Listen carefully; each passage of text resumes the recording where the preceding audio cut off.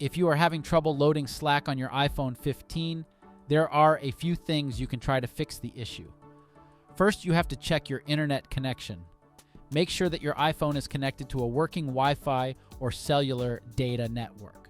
You can try opening other apps or websites to see if they are loading properly. If other apps and websites are loading properly, then the problem is likely with Slack itself. However, if the issue is with your connection, then fix it first, and Slack will work normally once the internet is back.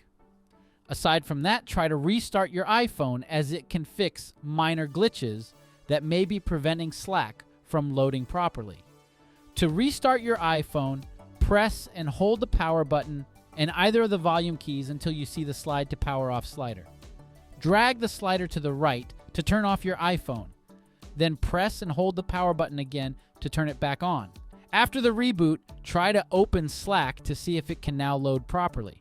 If still not, then you have to offload the app and then reinstall it. This will clear its cache without deleting your data. To clear Slack's cache, open Settings and tap General. Select iPhone Storage and tap Slack. Then tap Offload App. After that, reinstall the app and try using it again. Most of the time, this will fix the problem with apps that won't load properly. If the issue persists, then you can try checking Slack's system status from its website, or you can uninstall and reinstall it. We hope this video can help you. Thanks for watching.